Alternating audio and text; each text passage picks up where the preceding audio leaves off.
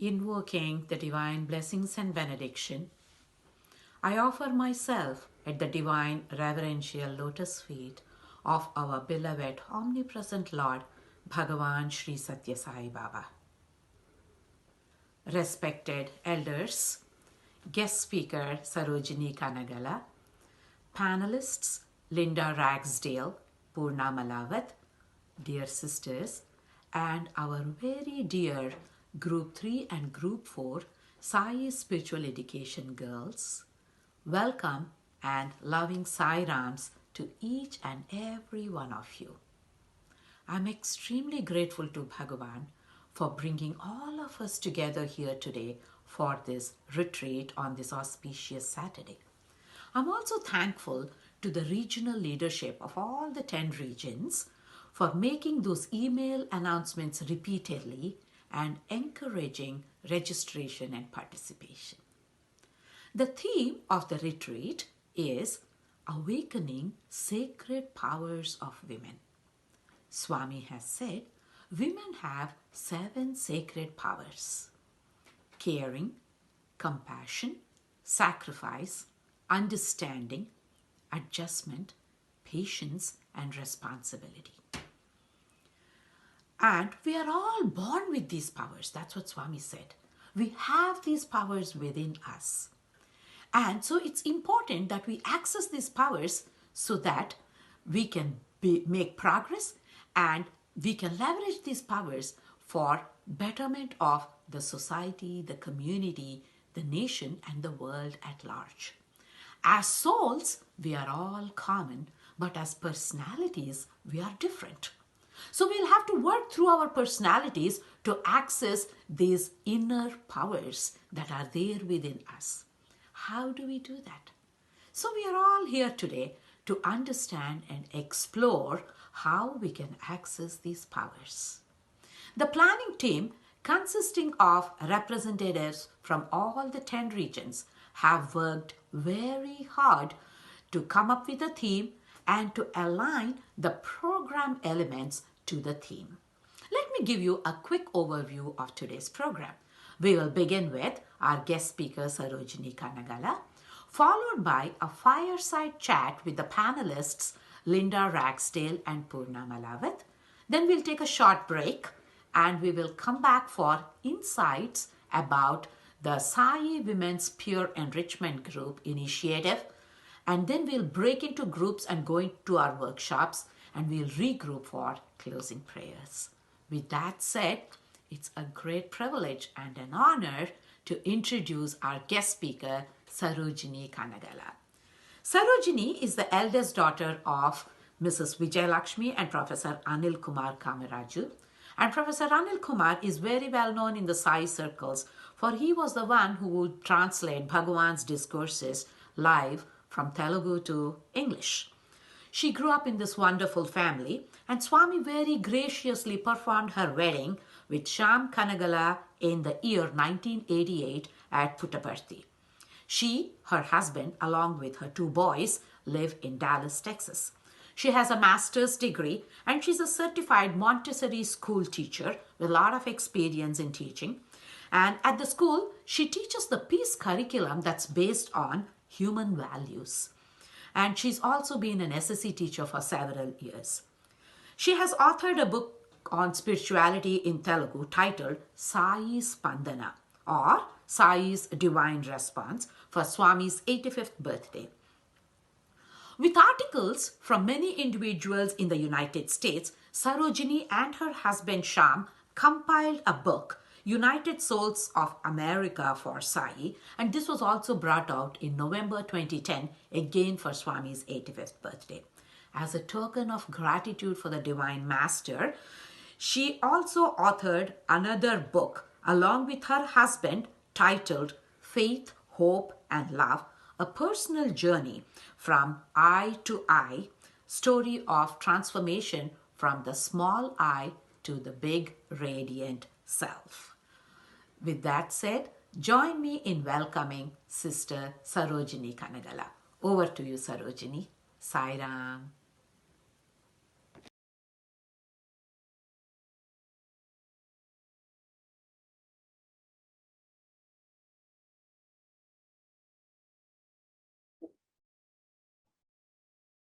Sai Ram, I offer my humble and loving pranams at the lotus feet of beloved Bhagwan. Sai Ram, dear sisters, thank you all for having me in this retreat. I feel honored and blessed. Thank you, dear sister Lakshmi, for that introduction. Thank you for your kind and loving invitation. I'd like to start this session with a bhajan at his lotus feet.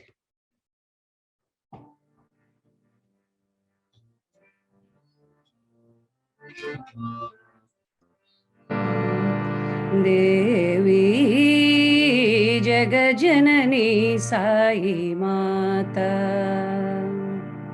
Pranavaswarupini Praneshwari Devi Jagajanani Sai Mata ज्ञानप्रदायिनि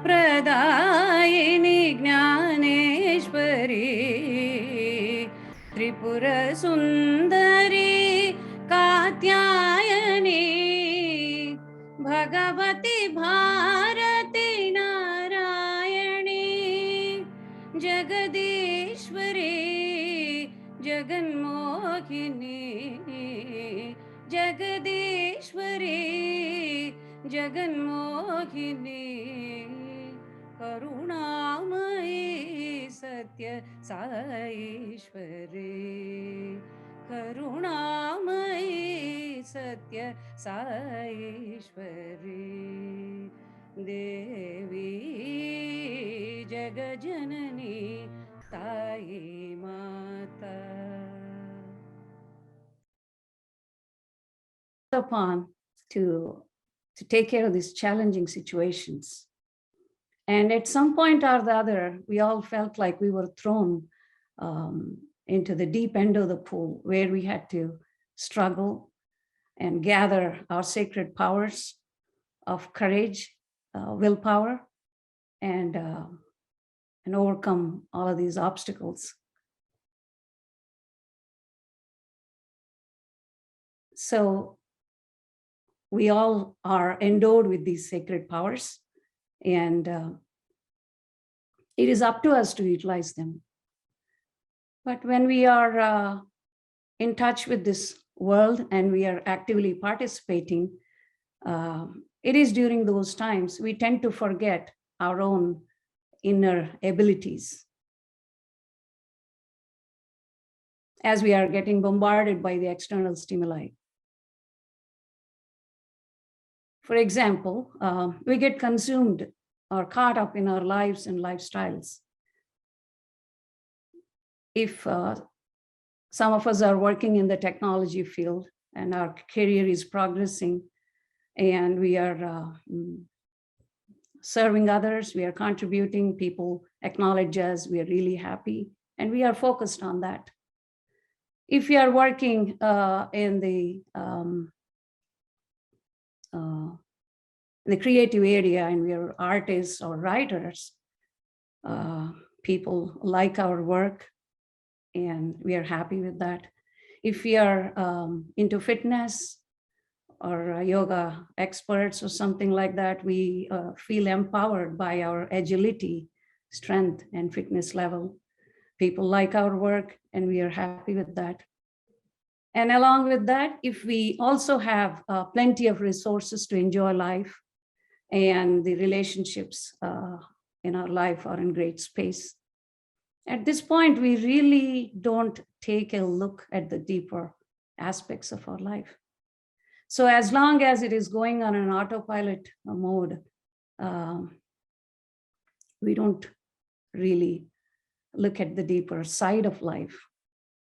But if suddenly something goes wrong and we end up experiencing a challenging moment, such as a health problem or a relationship issue or a financial squeeze or something like that happens, or one of our loved ones or family members have some problem with which we are distressed and disturbed by it, we don't know where to go or what to do. So our first response would be to fix that situation. So we try to take care of it as quickly as possible.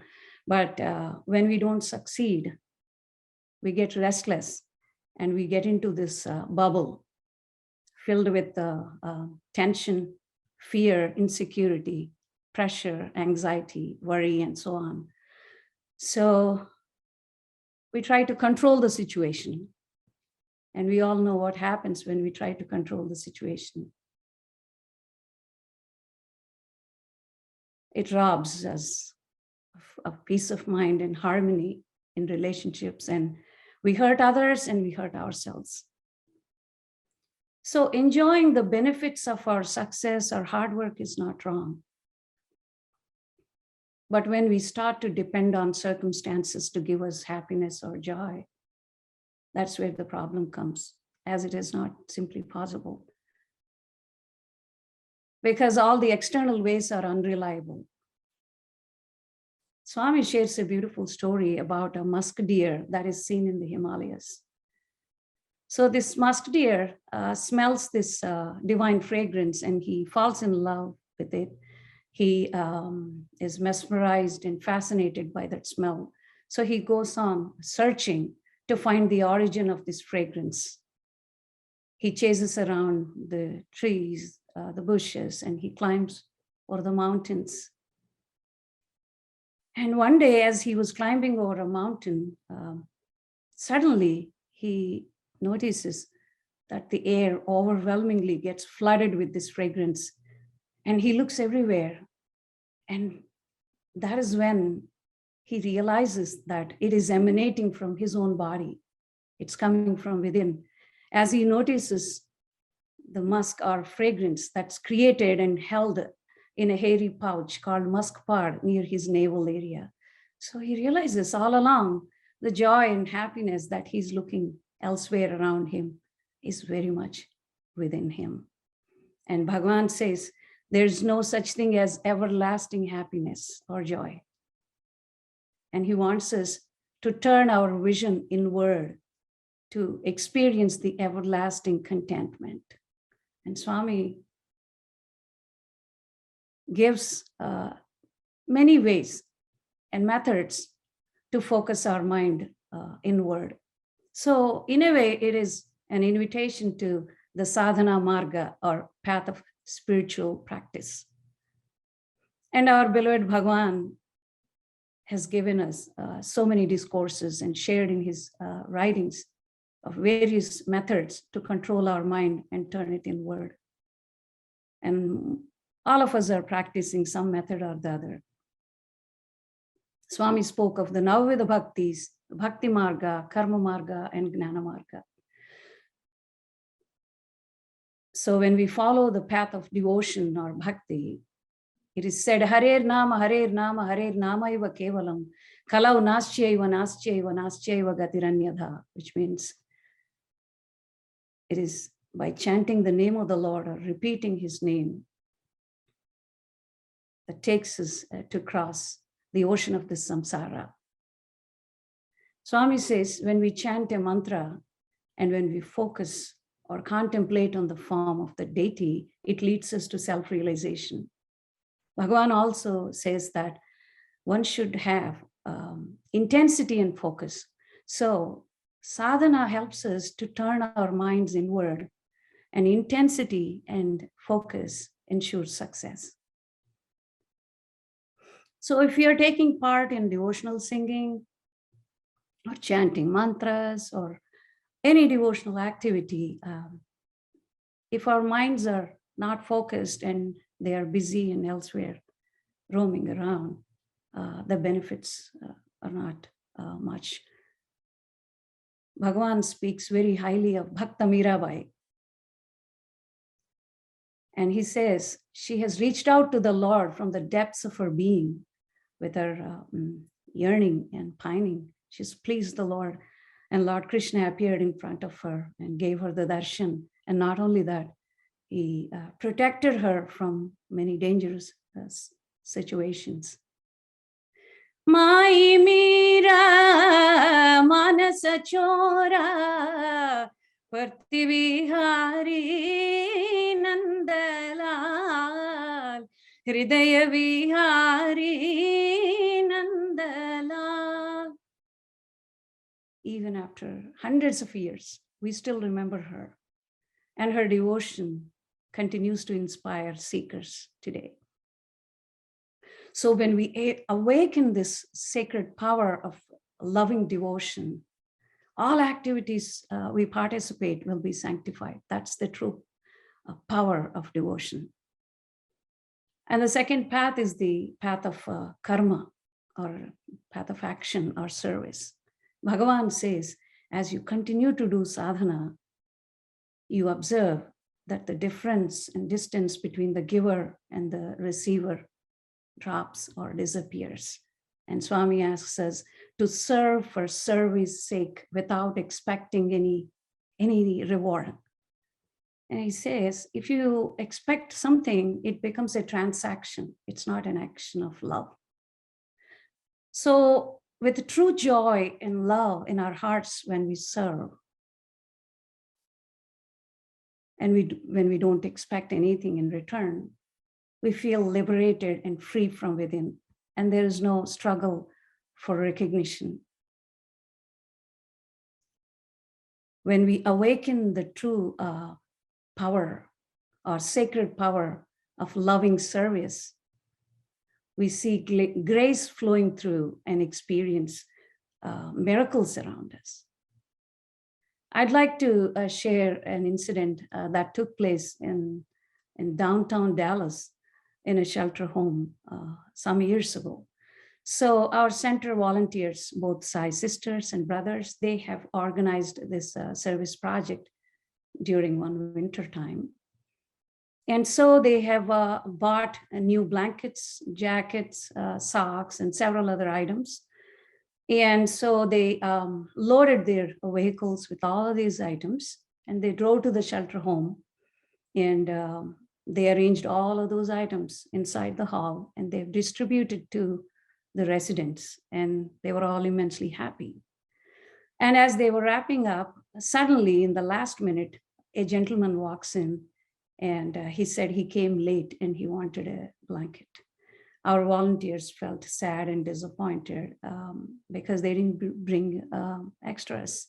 And all the bundles that they brought were all given. So they were just praying to Bhagavan. That's all they could do. And one of the volunteers wanted to go and make sure that he didn't leave anything in his vehicle. So he came to the parking lot, opened the car door, checked inside the car. He didn't find anything. He knew that he emptied his trunk, but he again opened his trunk. To his surprise, he saw a new blanket sitting there. He was blown away by the Leela of Bhagavan, and with tears of gratitude, he took the blanket and gave it to the gentleman. So such is the power of true love or loving service or purity of intention. And the third path is the karma jnana marga. It's the path of knowledge or wisdom. Swami says, you've been accumulating a lot of information in your head. So that's not enough. We need to put all of that into practice, translate it, transform it into knowledge, which is useful for our daily lives.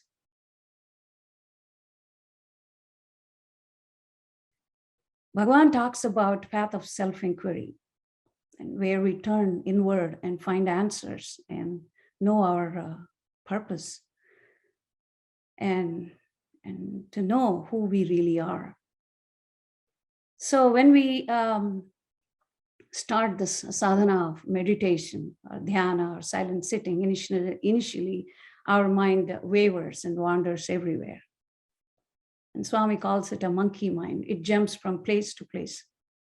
We don't know what to do with it, but that's its nature. But we must not give up. Bhagavan wants us to continue to do this sadhana. And as we continue this sadhana, the same mind that kept us busy in the external world with worldly matters transforms and serves as an instrument and takes us closer to the divine experience. Swami says, Marma merigina maru nimishamulo manase variki gurudandi. When our mind realizes the technique or the secret to turn inward and experience the joy from within, it becomes our teacher. And Swami also says, Antaratmaku minchina adhyapakude ledu. There's no more higher or greater teacher than your own conscience. So as we continue to do our sadhana, focus on our sadhana, our mind gets adjusted and it gets slowly established and it experiences the sweetness of that inner silence. Bhagavan says, it is only in the depths of silence one can hear to the voice of God or divinity. So in that inner silence, we find joy, we gain insights and divine guidance. So when we awaken the sacred power of inquiry or awareness, we are led to wisdom and knowledge. And we also notice that there is a decrease in our anxiety level. There's less pressure, stress, insecurity, fears, they all disappear. And we are slow to judge all our prejudices, negative thinking, other conditioning and all disappears. And we see an increase in our calmness. We are more peaceful, we are balanced. And we are able to accept ourselves as we are, others as they are. I'd like to share a couple of incidents where Bhagavan taught me to awaken my own sacred powers of patience, faith, endurance, self-confidence. So it was in the year 1994, we moved to the United States. And I have shared these experiences earlier, but I thought they are relevant to our retreats theme. And that is why I chose to share these two. So prior to moving to the US, we lived in Bangalore, and Swami very lovingly gave us a home to live. And so whenever Bhagavan visited Vrindavan, it used to be a celebration. Every day was a festival for us. We would run along with thousands of devotees and be in his divine presence, enjoy the bhajans. And so we are uplifted. And whenever we wanted to have Bhagavan's darshan, we'll go to Puttaparthi. So he was always there. Our life revolved around him. There's no other thing. And whenever there is a problem, he's always there. We give him a letter and he answers. He comes and talks to us in darshan lines, or he calls us for an interview. If he doesn't talk to us this month, he'll definitely talk in the next month. So support and proximity of beloved Bhagavan was always there. When we moved to the US, we felt like we were separated from Swami, and we were like fish out of water. We didn't know what was happening, and we were on campus. Like the rest of the international students, we too went through our own inner struggles, testing times, and it was tough. And the second year, somehow my husband Sham was able to find a consulting job in Dallas. So we moved to Dallas and we rented an apartment. And so he was working full-time in downtown, and he would drive to the university, which is 300 miles away. 4 days a week he would do that. He was exhausted, and we were trying to meet the ends. Every day was getting harder. And we were holding on to Bhagavan's feet. But at that time, the best thing that had happened to us was to find the Sai Center, which is nearby. And we enrolled our young son in the pre-Balukas program. And we both started to take part in devotional activities as well as service activities. And our mind got diverted toward all of these programs at the center. A few months were fine. And one evening, Sham, my husband, came home and he shared that at work they were told that the project is going to be discontinued due to the shortage of funds or something like that. And the management asked the employees to find other jobs. He was in his last semester and he didn't have much time to look for jobs, and it was hard for him. So he had asked me to go to India with our son and stay there until he completes his graduation and finds a stable job. I was okay with that thought initially, but I told him that I have taken Bhagwan's permission and blessings before I came here to the United States. Swami very kindly assured me that things will be okay. So I touched his feet. I received his blessings. Nothing is going to happen to us. I said, come what may, I'm going to be here going through those tough times, but I'm not going to go to India. I told him. I don't know whether it was practical or impractical. All I knew was to hold on to Swami. So after that, for 3 days, I just went into a room, closed the doors, and I kept praying incessantly to Bhagwan for 3 days. I didn't see the difference between daytime or nighttime. I didn't know anything. On the 4th day evening, we get a phone call from India. My father was on the phone, and he said he'd been to Vrindavan. He's there for just a day, and he was taking leave from Bhagwan. And Swami asked him to come inside the Trayi Mandir, and he asked him a few questions. He said, how is Sham doing? How is your daughter doing? How is your grandson doing? And he said, na asisulu valaki andajeyi, meaning convey my divine blessings to them. And he created vibhuti and poured in my father's hand and asked him to send that to us. So my father was surprised and he asked us, is everything okay? I said, everything is perfect. We didn't share our situation with anybody. I used to talk to Swami and I used to ask him, Swami, do you remember us in your heart? Are you aware of our difficulties? Where are you, Swami? So after the phone call, our joy knew no bounds and we were deeply touched by his compassion and love. He proved to us that he listens to the prayers of his devotees. It's not just in our case. All of us have experienced his presence and support. He was always there in our lives, by our side. So with his divine grace, within no time, without much effort, Sham found another job and he graduated in flying colors, and he found a good job and we were happy and life was very comfortable. Again, Swami says, pleasure is an interval between two pains. Ups and downs are part and parcel of life. Maybe he wanted us to know that lesson. So it was in the year 1998, we visited Puttaparthi during the winter time. We enjoyed the Christmas celebrations in Prashantanilayam.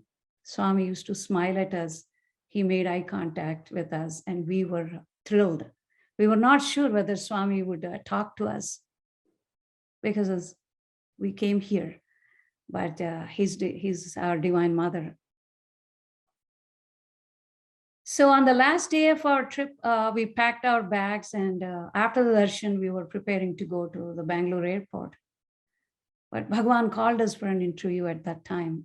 We never expected it. As we know, divine ways are unpredictable and mysterious.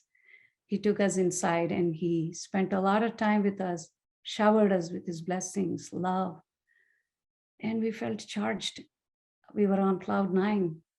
And with his divine grace, we reached Dallas. The first week went excellent. And later on, we started to observe some changes that started taking place in our lives. We noticed a major health issue. There was a job problem, the job loss, and there were other issues with the family members in India, and there were many more problems. And at work, I was unhappy. I used to drive to work in tears. I'm not sure when they'll praise me and say that I'm a hero, or when they'll let me down and sideline me and say I'm a zero. I was trying my best to please the management, and I was trying to please them and prove myself. And we had a few of friends or acquaintances who were much older than us in age. I thought I may get some moral support or guidance from them. So we didn't want to share about our difficulties with anybody other than with Bhagwan. So I used to write letters and keep in the altar. So I reached out to these acquaintances and I sent them emails and I called them. Maybe they're out of the country. Maybe they were unavailable, but they didn't get back to me. And the more I tried to connect with them, the more distanced they were. I felt rejected. All of these problems were like heavy duty issues. And it felt like we were at crossroads again. We didn't know where to go, whom to take help from. And I was suffering. I was in pain. And all of this took a toll on my well-being, and health got affected. I remember Bhagwan's words. He told me in one interview, Bangaru, when life is cooperating with you, when you're succeeding, you'll be surrounded by many people. But when you experience setbacks and difficulties, how many will be there with you? It is only divine that will be with you. God is your best friend. Hold on to him, he said. At another point, he told me to have self-confidence. Swami held my hand in his hand and he walked me and he looked at me and said, God is in you. Have self-confidence. I remember his divine words. But at that time, as we were going through all of these hardships, I was disconnected from him temporarily. I was immersed in sorrow and pain. I went through 3 stages. The initial stage, I would constantly ask him, Swami, we've been dharmic, we are following your path. Our life revolves around you. We're taking part in all service activities. We are doing everything that's good, Swami. Why are we being tested? Where are you? Are you going to take care of us, Swami? This is how the first phase went on. In the second phase, I would plead Bhagwan and ask him to teach me the lesson that he's trying to teach me. And in the third stage or phase, if you remember those elementary children and students in psychologists, when Swami leaves from Puttaparthi to Vrindavan or from Vrindavan to Puttaparthi, they'll hold on to his divine feet and to his robe and they'll say, please Swami, please Swami, please Swami, don't leave us, Swami. They'll keep on asking Bhagwan. So I've become like those students and I kept on pleading, Swami, please Swami, don't leave us, Swami, please be with us, Swami. It is only your divine intervention that can save us.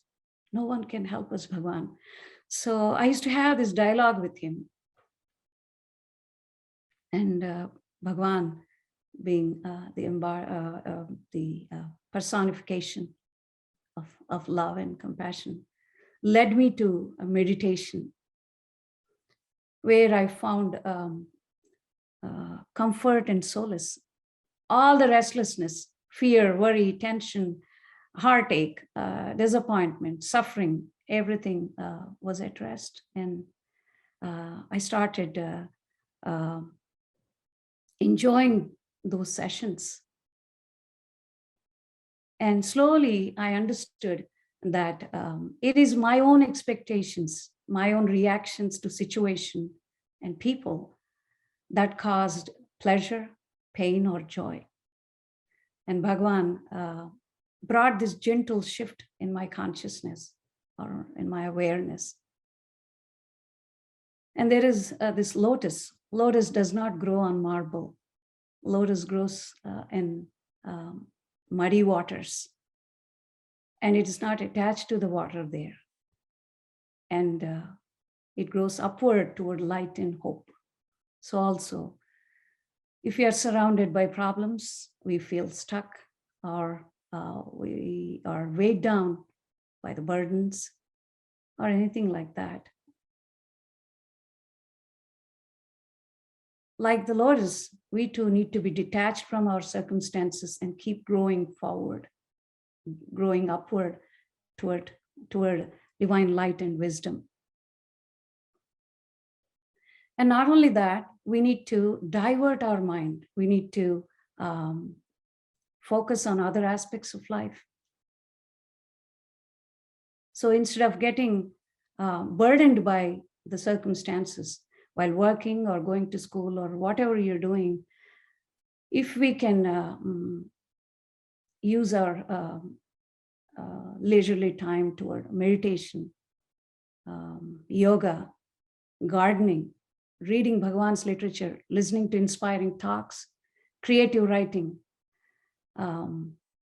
helping in the soup kitchen, cooking, serving people, community work, spending time with children, or being in nature. And all of these activities are the positive, productive ways to keep our mind engaged. And this way we are protected during those vulnerable moments. And we must look at them as opportunities of growth and learning instead of looking at them like obstacles for our growth. Bhagwan, being the divine director and master, he teaches us to learn the skill of self-mastery, of how to handle these ups and downs of life. And this process and this preparation finally takes us closer to our final destination, which is self-realization, or experiencing divine, his presence in us while we are alive, or merging in the divine consciousness. I'd like to conclude this talk with a quote or profound words of Bhagwan. Strive, that is your duty.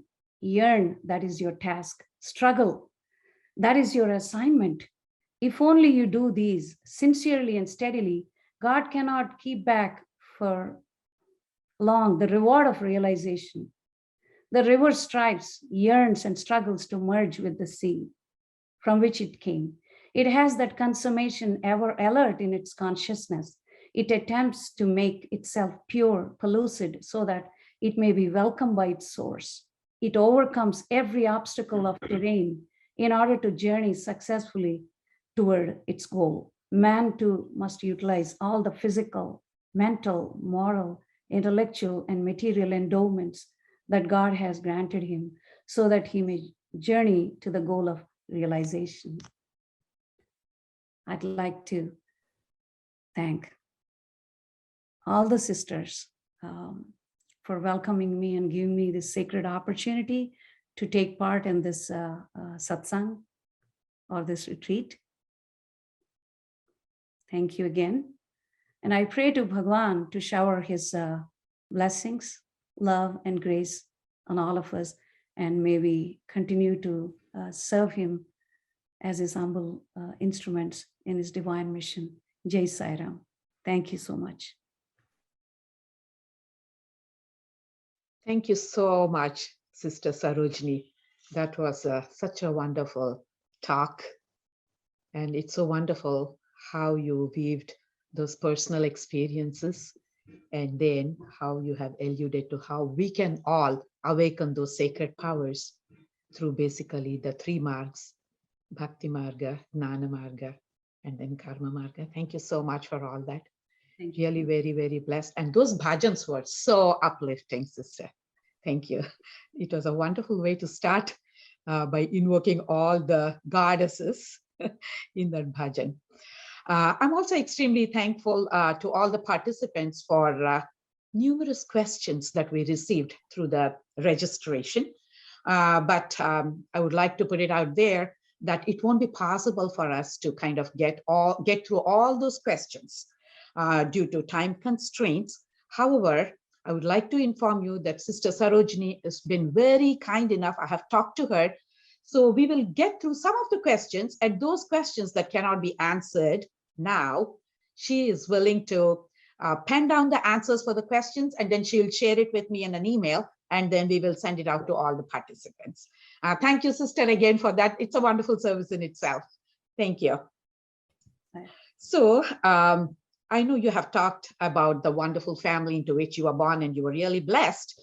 And so what is the one thing that you have learned from your mother that has influenced your path and strengthened your spiritual confidence?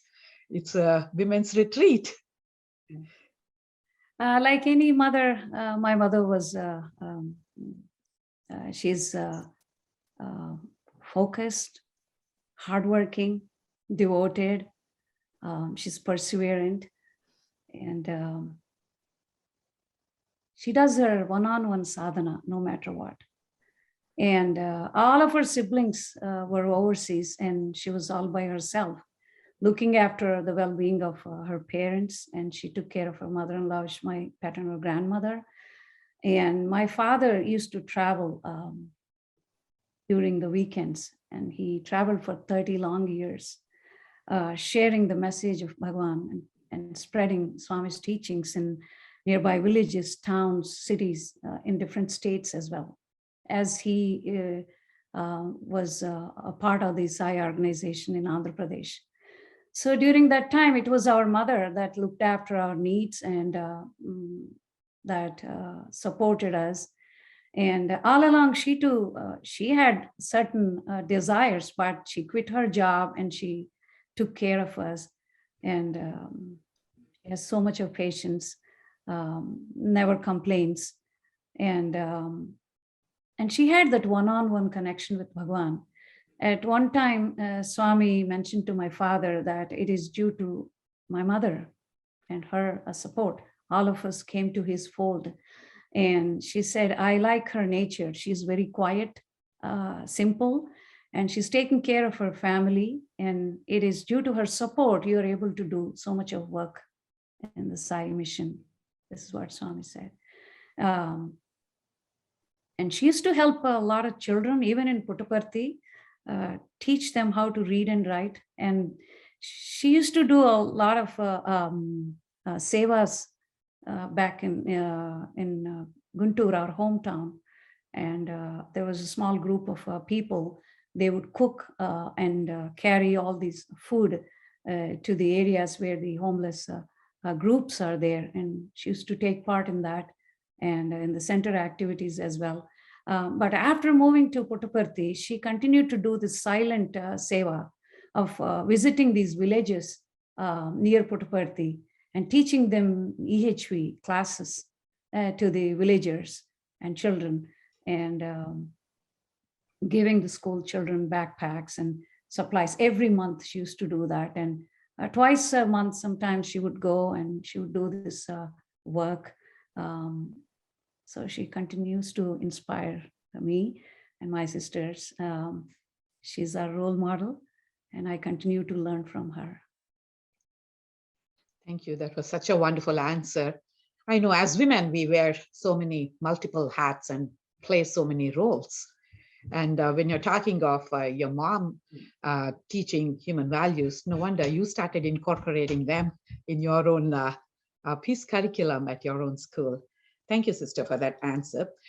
So even hearing you throughout and then knowing you personally also, I'm sure your family has been so close to Bhagavan. So what would be the emotion? What would be the feeling like when you are so close to Swami? Just you're so comfortable, and being with Bhagwan is like, again, I want to talk about those little children, elementary school children. All they want is to be with Bhagwan. Mm. All they want from Swami is to be with them. So they want that proximity with Swami. When you are with him, you're surrounded by love. And once I was in his presence, and for some reason, my parents were forcing me to get married, and I was not ready. And then we were at Bhagwan's feet in the interview room. I fell at his feet and I cried. I poured my heart out, and the edges of his robe was wet. And Swami said, "You have come to your mother's place. You get up. Why do you cry? Be confident. You can share anything with me." So I would say that I was able to talk to Swami more openly than I did with my parents. So he's always there. And I just write a letter to him. I turn to him. I pray from the depths of my being. I feel his presence, whether in the interview room or being here at my home in Dallas. The presence is powerful. Yeah, very true. Very true. I know. So we are all having families. And so how do you think we can balance our spiritual aspirations and family expectations? Any suggestions for that? Yeah, it's not easy, especially as moms.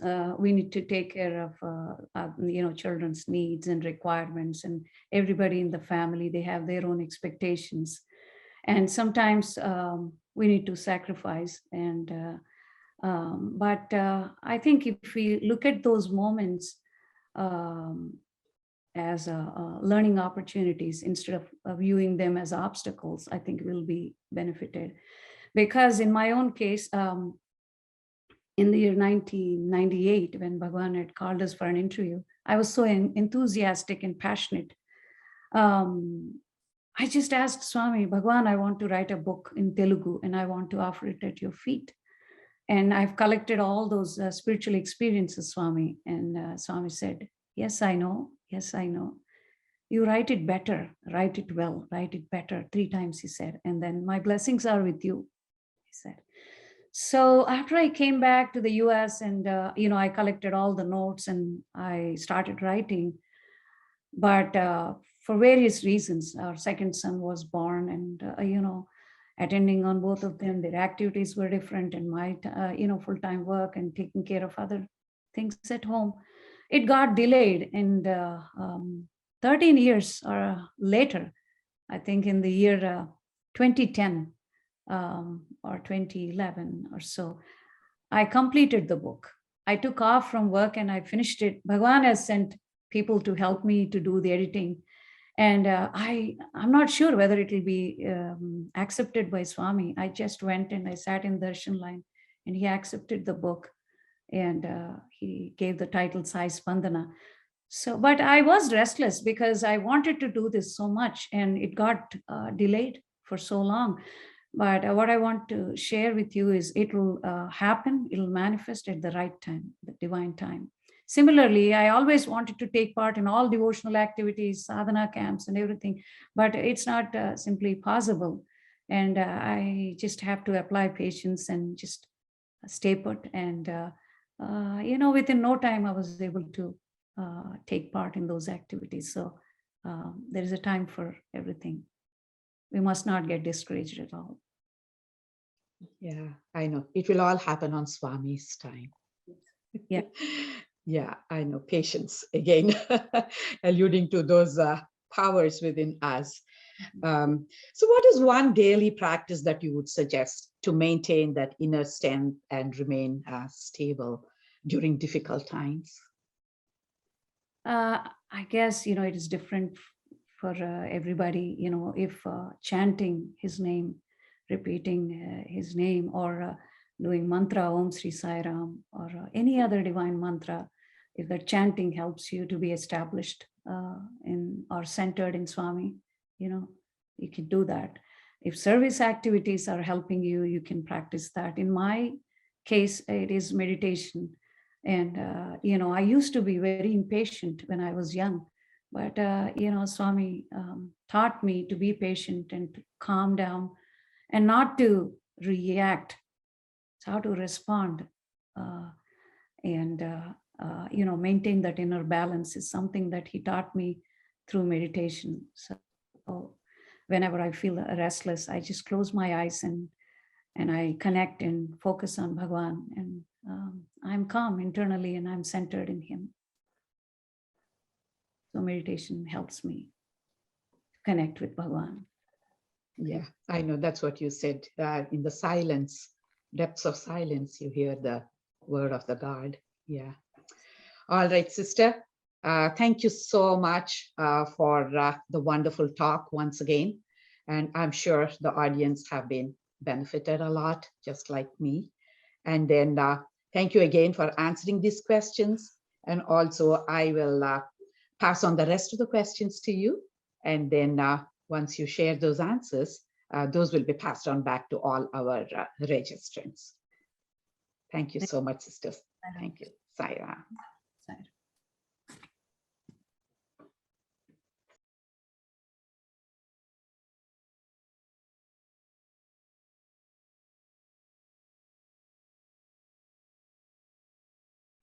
What a wonderful talk. And so we will now pass on to the next segment of the program, where we have, again, two great women who have accepted our invitation to be the panelists for this fireside chat. We have Poorna Malavath and we have Linda Ragsdale. Welcome to both of you. So let me just briefly introduce both of them. We have Linda.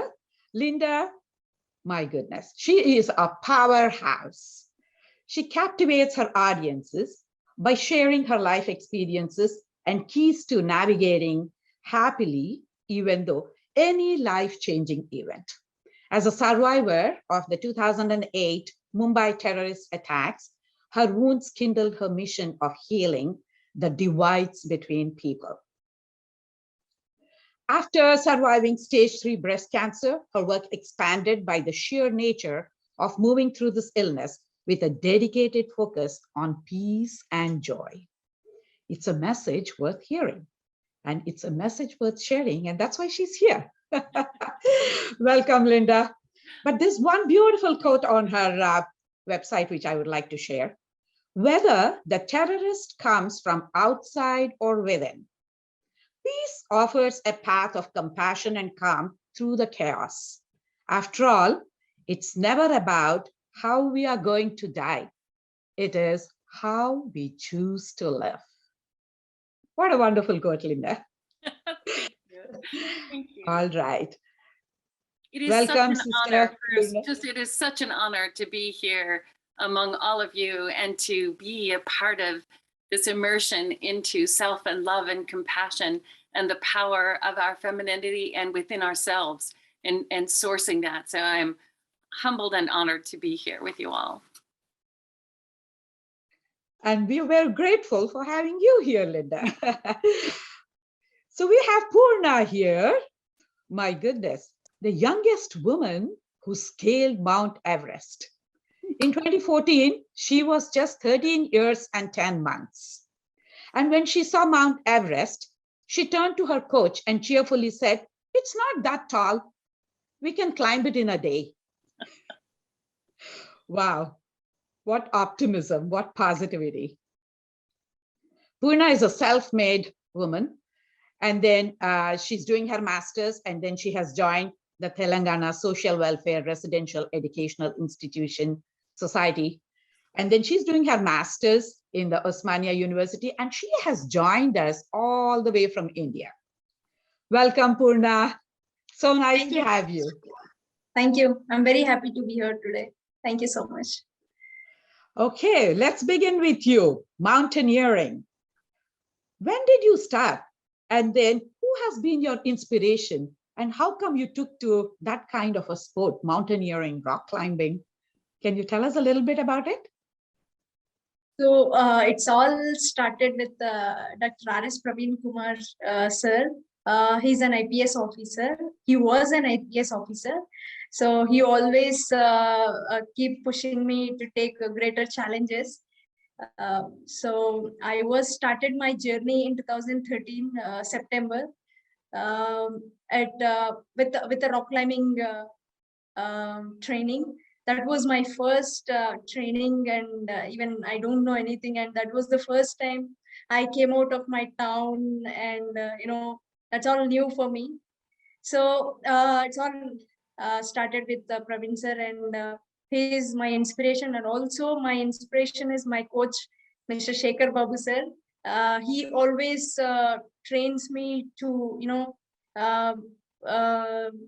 like to climb mountains and greater challenging, like, so he is also my inspiration. He's always like used to tell me everything, Poorna, you have to work hard, you have to do like this, and like, so he always motivates me in my mountaineering journey. And also my parents, the most important for me, because without their, like, from my childhood, they never imposed anything on me. So they are my inspiration, and I'm very happy and lucky to have them, because they are always supportive in everything, to do anything. So nice to hear that answer, Poorna. Yeah, you're very blessed to be coming from a family where parents are so open and they are letting you pursue your passion. All right, Linda, you're you are the director of a very interesting organization that has an interesting name, Peace Dragon. So what's the story behind this name? Well, I think if you look at the juxtapositions of the words, peace and dragon, you can see that at some point we have a conflict with those. And that is what we have to look at when we're looking at peace and what may imbalance that peace within us.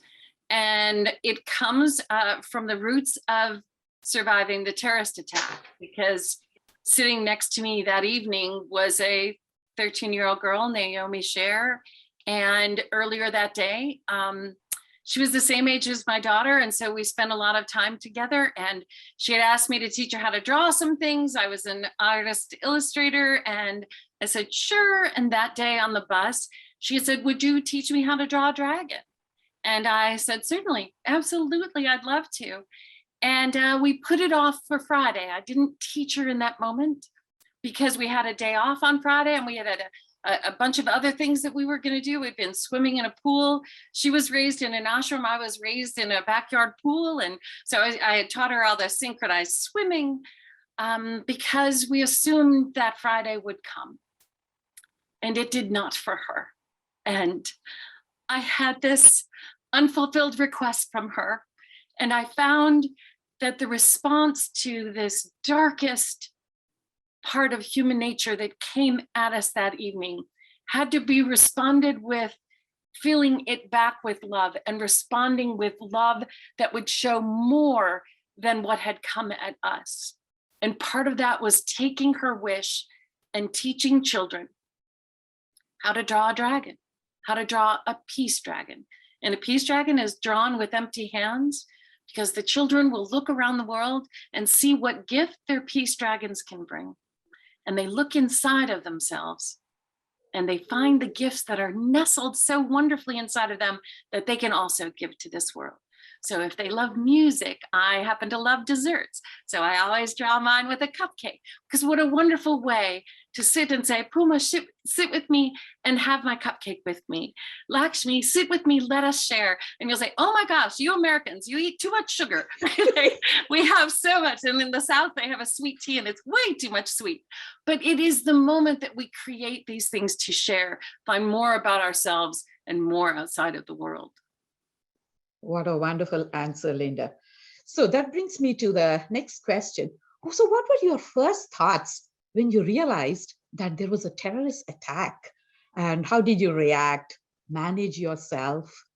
Would you like to share something about that? I think that we are given a proxy mind sometimes to situations that we see through media or through other presentations. In reality, I had no idea what was happening, except there was danger. And sitting next to me was a 13-year-old girl who was trying to go over the table with bullets coming over us. So everyone at our table were not fearful. We were trying to get everyone safe. We were involved in making sure that everyone was okay. Are you down? Are you gonna? Everyone under the table, everyone, right? That there was this concern for everyone being taken care of. The outside fear and stuff was not a cognitive part of what we were. It was only to care and comfort those around us. And I know that's a shock to that, but you don't really realize some of the things that you go through until you're well away from that space to come to understand what you had been going through. And like I said, I after the first rounds of gunfire came through the restaurant, I'm going through my mind, what is this? What's next? What, and I don't, in my Rolodex of experiences, I have nothing. And then I go through, like I said, we become this proxy. Oh, this is just a drive-by. They will go away. They will not, and then when they started to shoot again, and we realized they were coming table by table to execute all the survivors, we were the last table. So we had to sit through this, and there was no way for us to escape unseen or to do anything. We literally had to stay. And even in those moments, Alan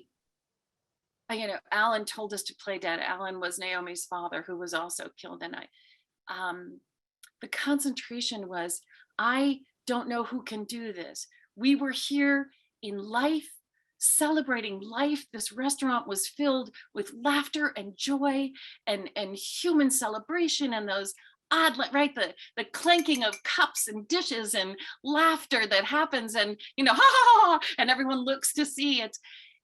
Who can come for this? Why is this?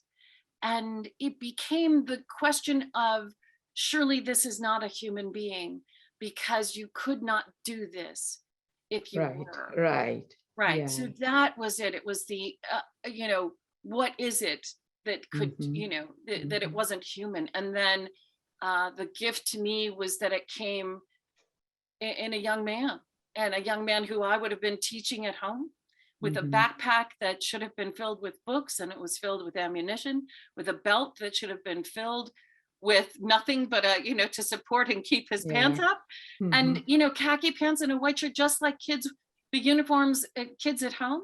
He was presented to me with this vision, and my heart broke for this child, because someone taught him hate better than we had taught love. Yeah, I know. Wow, what a description. Thank you, Linda, for that. And then, Poorna, what was your single most predominant feeling when you scaled the top of the Mount Everest? What did it feel like? What was your emotion? What thoughts ran through your head? So honestly, I was very tired when I reached on the top of Mount Everest. I was very, very tired, because the whole expedition was 52 days. And I think it took me 48 days with different breaks to reach on the top. So there's a lot of hard work and lots of challenging things. So facing all the challenging parts, and after doing a lot of hard work, I reached on the top after many days. So I was very tired, and I just sat down and drank some water given by my Sherpa. I was just looking around the mountain, around the Everest, and there was only all mighty mountains, and it was beautiful.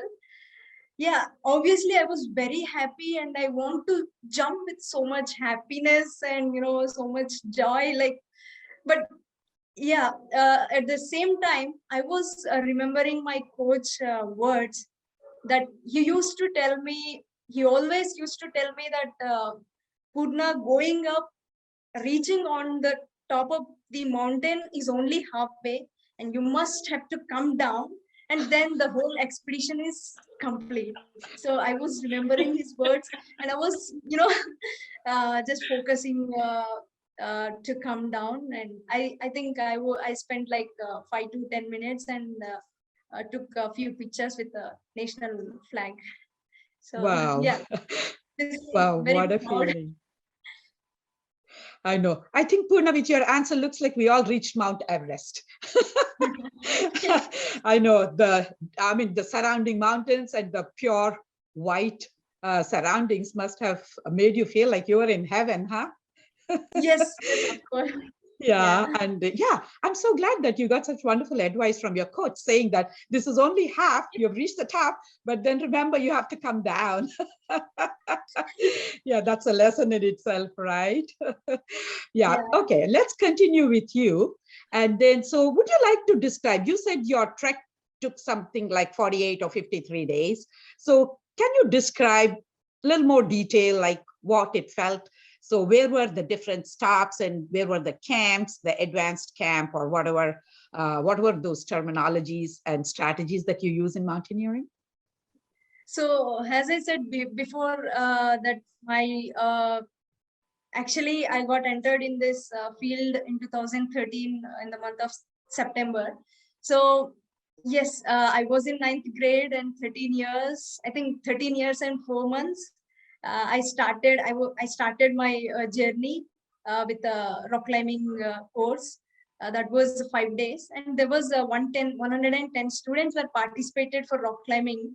And very first day, I went to the rock, and they are teaching us how to balance our body, balancing, basically balancing. So how to balance our body on the rock. So while coming down, and they are teaching us, giving some tips to climb up, and descending down. Like, so they're teaching everything. And very first day we are doing balancing, and I was just looking onto the rock on to that 650 feet rock. It was 650 feet a big rock, and that was the first time I have seen such a big rock. You know, I came from a small village which doesn't have any kind of facilities, and I could see only small stones. But suddenly, when I saw that 650 feet rock, I was shocked. Oh God, how can I climb this rock? And I was very small, and there was so many thoughts and things are running in my mind, and so many questions. So I was just like shocked, and I was just like little nervous. And I asked my coach and instructors, how should I climb it? So they gave me some instructions, and they motivated me a little bit. Then I slowly started climbing the rock, and after the 5 days of course, I become a very confident that I can do more, something more. So there I build my courage and confidence and everything. So there I started my journey, and there I decided to do something more. So after that, after 110 students, 20 were selected for basic and advanced course, and also I got selected for winter expedition. We were 9 students, 3 girls and 5 boys for winter expedition. And at that age, 13 years, I have experienced minus 30 to 35 degrees temperature in 2013 December in Ladakh. Oh So it my was God. very hard to face. I know how I struggled. It was very cold, and that was the first time I've seen the ice. And it was like, as ma'am said, it was like I was in heaven. But facing that cold weather, it's very difficult for me. But that experience also have taught me a lot. And after that winter expedition, I practiced for 3 months to climb Mount Everest, and that was very, very hard. I used to run 20 to 25 km every day, jogging, meditation, and yoga to be fit physically and mentally. So how my training period was went, and after these 3 months of practice, we went to climb Mount Everest. And obviously, everybody knows that. Most of you know that how hard is Mount Everest. So training part is completely different, and Mount Everest expedition is completely different. And it is like, yes, it was very hard. And I was continuously vomiting from base camp to advanced base camp. That was the one thing I have faced during my expedition. We used to eat packet food sometimes while on the trek. So that packet food smell was, that's with that packet food smell, I was vomiting continuously. So the whole team were started from base camp to advanced base camp. We were just going up to advanced camp, and I was continuously vomiting till advanced base camp. So advanced base camp is 6,400 meters, and that was the second camp in Mount Everest expedition, Mount Everest climbing. So once I reached advanced base camp, they put oxygen cylinder, artificial oxygen cylinder for 1 hour, and I slept 1 hour very well in the tent. And after 1 hour, they took out the oxygen cylinder, and I came out of tent, and I was just roaming here and there in the camp. I was very good first 5 minutes, and after 5 minutes again I started vomiting. So they have sent me back to base camp and to acclimatize well. And after 3 days again I came up, and that was the one challenging thing for me. And the other one is in the whole expedition, the most difficult part for me is to from advanced base camp to reaching to camp 1.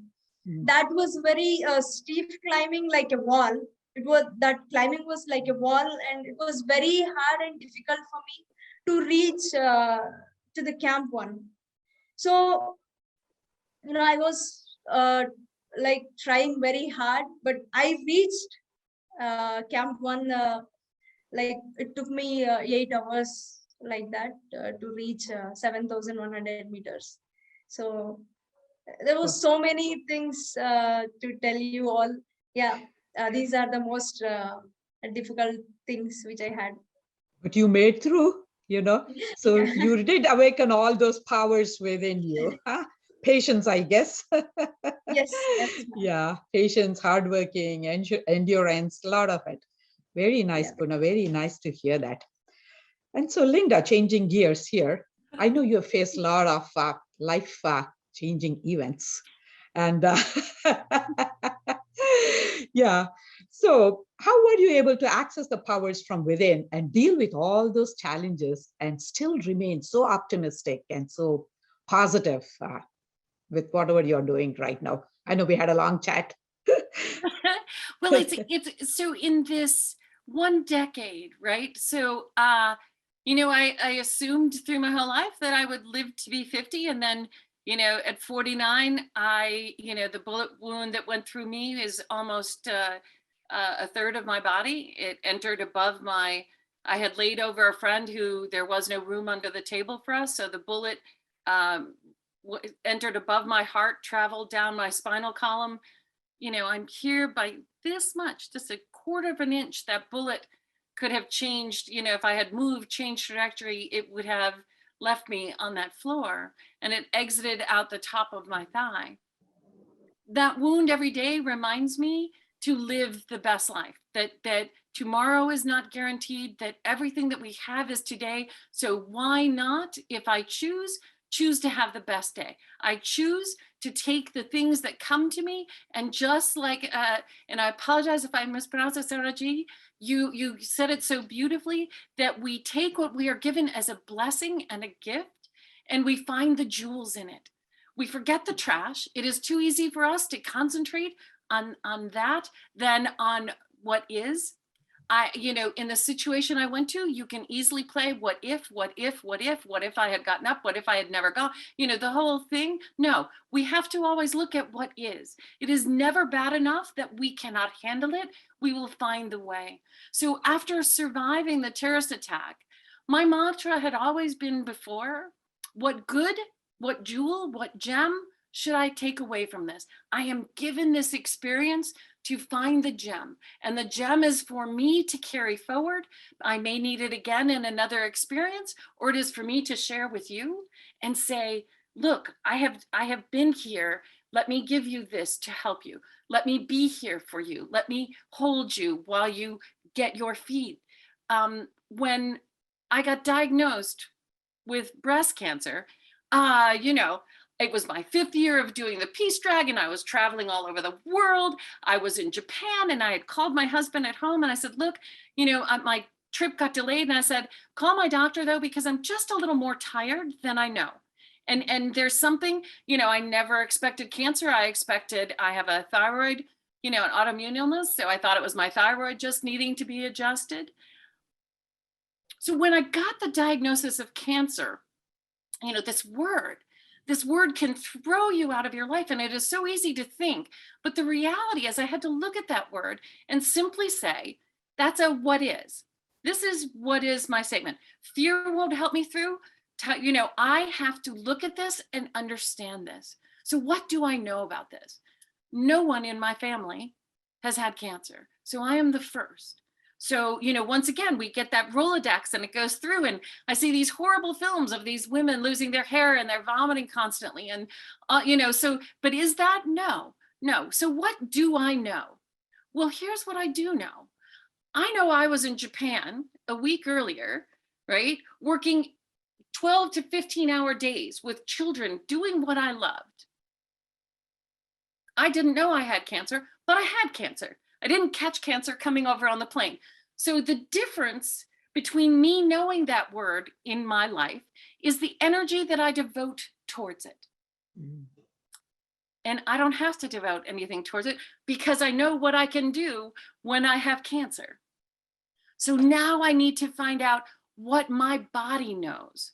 So when my doctor gave me a list of the things they wanted to do, I said, I know myself a little better. We're not going to do that. We're going to find the way that my body knows, because I know my body. I've been in my body, right? I know its tolerances and its temperances, and I know mentally what it is that I wish to do. And so we got through, and immediately the response was one against is I know this fear. I knew the fear of the terrorists coming outside. I now know that the fear can come from inside, which can be a greater terrorist to us. So I needed to help others say, do not fear. Knowledge changes fearful into fearless. Not that you don't hold that fear, because fear is a powerful emotion that helps us find our way into ourselves to see what has created the imbalances. Sarojini, I teach peace as well. And so I use the balance of inner and outer, all with love. See ourselves with love, see the world with love. Speak to ourselves with love, speak to the world with love. And make all decisions from a calm, centered heart. That means when fear comes into us, we take that in and say, what is causing you this fear? What is this that I am feeling the ruffles, right? And this wave getting ready to, come over me. Wow. The third level that I had was 3 years after my cancer, and we were feeling, so the family was back on track again. And, I never let anybody think that I wasn't going to live, and even so, it literally was that decision. And I walked every day except for chemo day.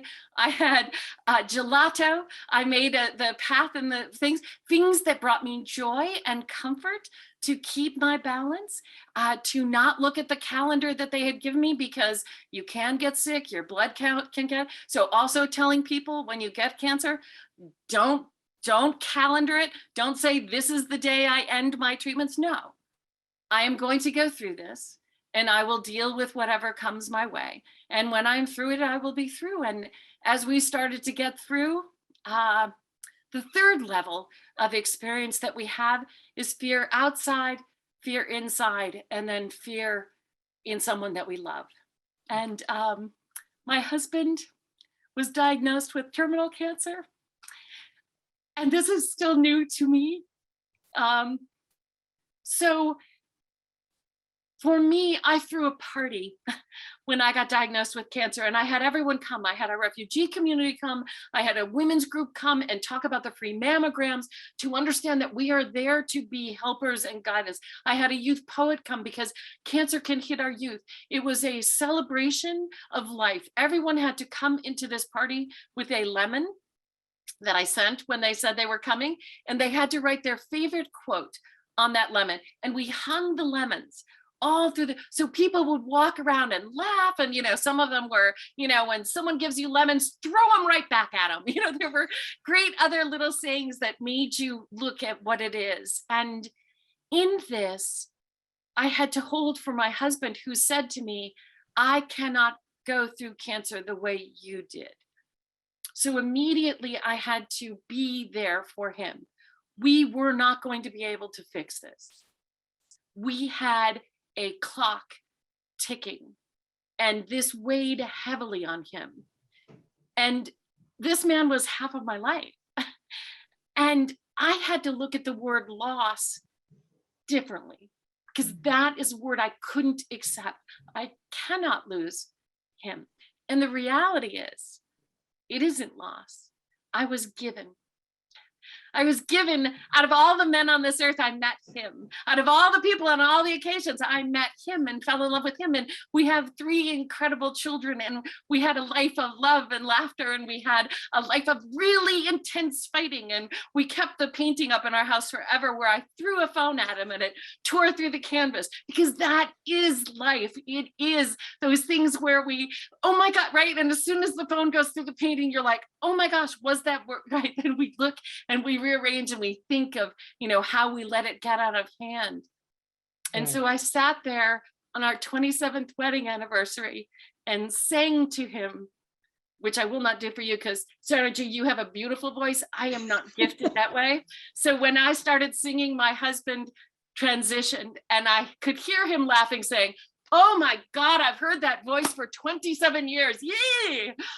But I adored him and got to hold him in his, in his room in our house until the very end. And he will never leave my heart. And I think what you need to know is, if you hold love and compassion and empathy in your heart, that is what will come out. But if you hold anger, envy, greed, anxiety in it, that too will come out. So we need to make our hearts the shrine of the holiest and most loving feelings, because that becomes the default response when we face these tragedies. It becomes our treasure well of responding, return to the heart. And that's where we will find that well of this woman power that we are talking about today.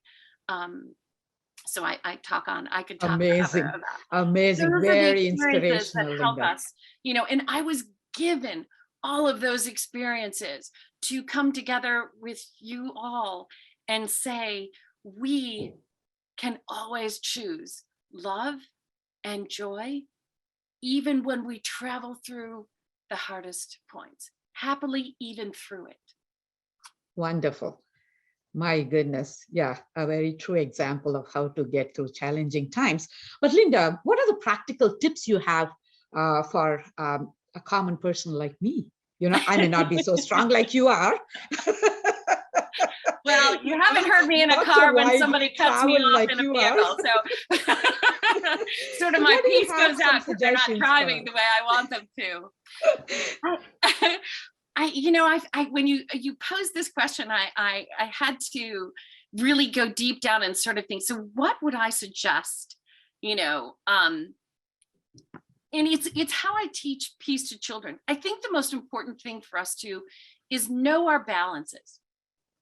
Do you know what you do when, how do you get out of feeling sad? What do you do?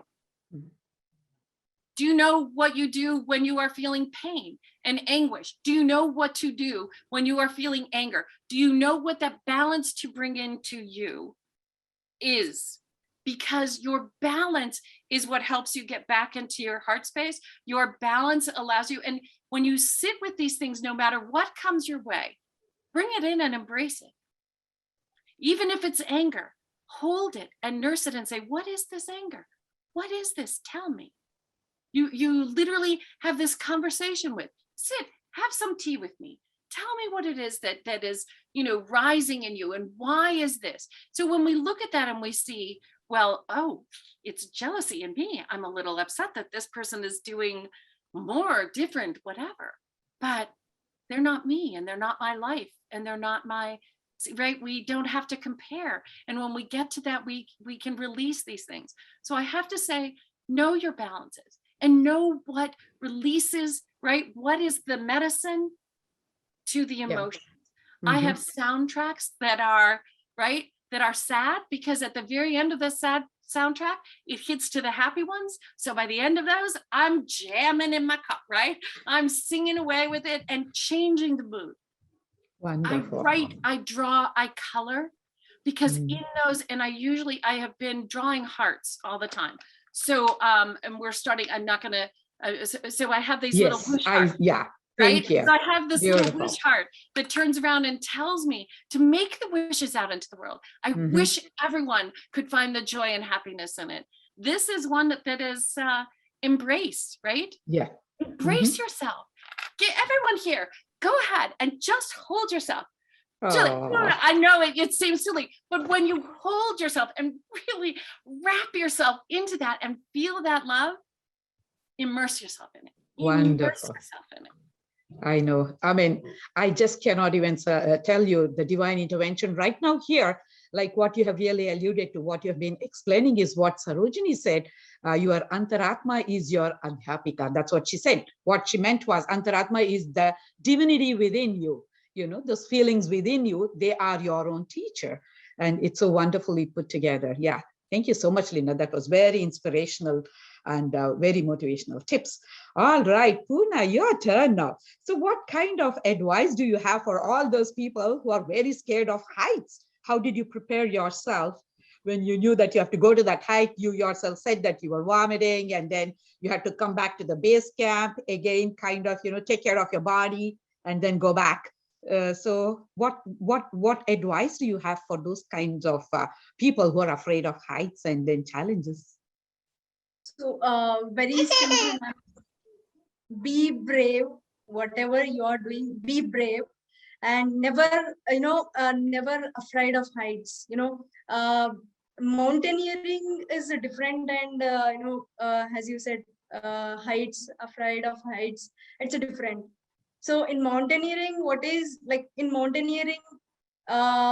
we used to spend like 3 to 4 days in each camp to acclimatize our body to that high altitude and cold weather. So that's different. And yeah, people afraid of standing on heights, like on tallest buildings. So simple answer: be brave. Don't be afraid. I mean, never afraid of heights. And simple as your goal is higher than your height. I mean, wow. Heights. No, very nice answer. Looks like you have made it happen, and then you have proved it by an example. Like, I know the town you come from is in the tropics, and you went to Ladakh, which is freezing cold. And like how you mentioned, you had little stones and pebbles in your town and village, and then you're seeing these huge mountains and huge rocks, and you made it happen. Thank you, Poorna. So what is one thing that you learned about yourself as you scaled Mount Everest? What's that one thing, if you would like to share? So What did you learn about yourself? Yeah, mountaineering have taught me a lot, but very most important are like as we discussed, like patience, obviously patience, and discipline, and very important is if you work hard, definitely you will reach big dreams. And there's something sound. Okay, confidence, like that I can do anything in my life. So that's the things which I have learned. And the most important is take the suggestions, whatever people give, but the final decision should be yours. So that these are the things which I have learned from my mountaineering journey in my life. Wow, wonderful. Develop your own self-confidence, right? Amazing. Yeah. Very nice, Poorna. That's great. All right, Linda, over I'll to have you what now. she's having. What was that? I will Yeah. share, Puma. I am one of those too. Lakshmi, you said I'm afraid of heights. And when my kids go on when they were in the 6th grade, we had to go and they climbed this giant, like 3-story. So I sat back because they let the parents do it. And I was like, okay, I'm not going to do this. I'm going to break my fear, right? I'm going to be brave. And the thing that you said was so beautiful. I sat there and I watched the kids, right? So I knew the easiest way to get up. I saw the way to do this, right? So I got there up in no time. What took me the longest was looking down. And just like you had said, it's only half the journey to get up there, but it's getting down. And so I kept on, right? I was going to yell to my kids. I couldn't even catch my breath. My heart was pounding because I had let this imaginary fear, I'd gotten up there. All I had to do was slide my back end off and drop to the ground. It was nothing. I was belayed, there wasn't any fear. But I just have to say thank you. It is always a good thing to remember to be brave. And I need to put that over there and remember those. So thank you for sharing. Yeah. All right, ladies, one last question to both of you. So I know there are many qualities. What is one quality, Linda, that you would advise women to practice? Just one. Let's see. Just one. Because you know me, I'll talk forever. I would say there's 2, I'll just say calming patience and buoyancy, but knowing this is the most important. And I think Sarojini and both Puma have touched upon this, is the buoyancy that we have. Remember, you're buoyant. Do not fight when you think you are being dragged under. Relax, breathe. You will come to the light. You will be like the lotus who knows to go upward. There's no confusion. The lotus doesn't go downward, it goes upward. We go towards that light. So remember your buoyancy. Remember that we will come to the top and overcome the things that we imagine, right? The waters, all of those are illusions. We have to know and trust that and be the buoyant self that we are. What about you, Poorna? What's one quality that you would suggest that women should practice? So first thing is, I'm not well experienced as you all. So as of now, in my experience, what I've learned is every woman should not depend on someone, and simply believe in yourself. That's it. Very simple. Believe in yourself. Wonderful, Poorna. Wow, amazing. I cannot thank you enough. This was such a wonderful discussion. Thank you, ladies. Thank you, Linda. Thank you, Poorna. And my thanks to everybody for all those wonderful questions. We will now take a short break, and then we will regroup at 2:55, and then we will go into our breakouts. Thank you so much. What a wonderful session. Sai Ram.